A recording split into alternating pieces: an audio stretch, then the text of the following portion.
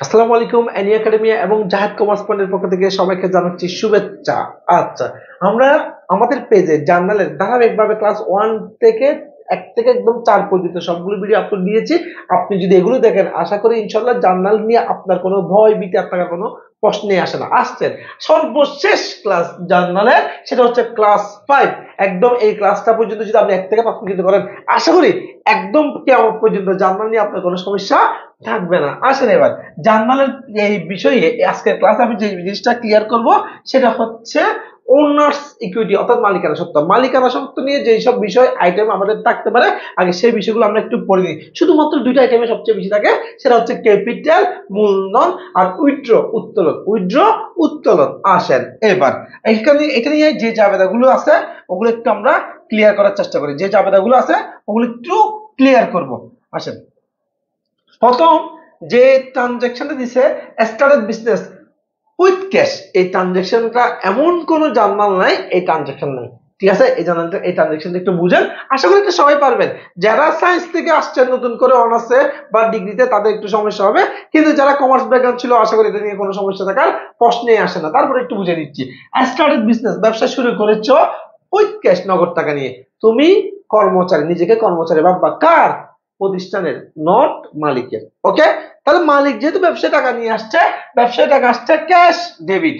মালিক আনলে মালিকানা সত্ত্ব বাড়ছে মূলধন ক্যাপিটাল ক্রেডিট।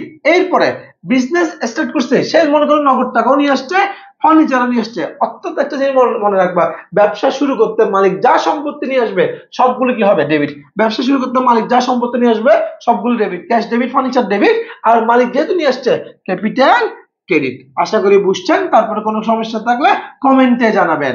এরপরে চলে আসি, এরপরে আরেকটা বিষয় আছে, আর কিছু জার্নাল আছে, এগুলো একটু আমি ব্যাখ্যা দিচ্ছি। দেখেন স্টার্টেড বিজনেস ক্যাশ 20,000 এবং লোন। আমি বলছিলাম সম্পদ যা নিয়ে আসবে সম্পদ নিয়ে আসবে ডেবিট, কিন্তু এখানে কি নিয়ে আসছে মালিক? দেখো লোন নিয়ে আসছে, যেহেতু টাকা নিয়ে আসছে ক্যাশ ডেবিট। সে নগদ টাকা এবং লোন মিলে টোটাল কত টাকা? 20 এবং 50 মিলে টোটাল কত টাকা নিয়ে আসছে? যে 70,000 টাকা নিয়ে আসছে। সে মূলধন হিসেবে আনছে 20,000 আর লোন হিসেবে আনছে কত টাকা? 50,000। দুইটাই ক্রেডিট। কথা ক্লিয়ার? লোন নিয়ে আসলে মনে রাখবে এই টাকাটা ক্যাশের টাকার সাথে যোগ হয়ে বসে।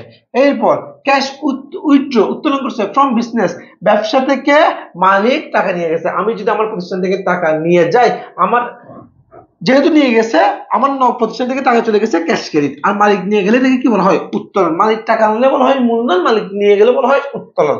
আচ্ছা, মালিক যদি টাকা না নিয়ে গুডস নিয়ে যায়, কোনো প্রোডাক্ট নিয়ে যায়, তাহলে উইথড্র ঠিক থাকবে, তবে ক্যাশের জায়গায় কি হয়ে যাবে? পারচেজ ক্রেডিট হবে। আশা করি ক্লিয়ার। দেখেন জার্নালের একদম শুরু থেকে বেসিক থেকে শুরু করে একদম শেষ পর্যন্ত সবগুলো ক্লাস আমাদের পেজে পেয়ে যাবেন। ঠিক আছে, আশা করি জার্নাল নিয়ে আর কোনো সমস্যা নেই। তাছাড়া আপনার যদি কোনো কোনো অধ্যায় নিয়ে একদম সেটা অনার্স ফার্স্ট ইয়ার থেকে এমবিএ পর্যন্ত কোনো অধ্যায় নিয়ে কোনো সমস্যা থাকে অবশ্যই আমাকে জানাবেন। ইনশাল্লাহ আমি জার্নালের মতো ধারাবাহিকভাবে ক্লাসগুলো দেওয়ার চেষ্টা করব। তাছাড়া আরো যদি জানতে অধিক আগ্রহী হয়ে থাকেন আমাদের অফিসে এসে যোগাযোগ করতে পারেন।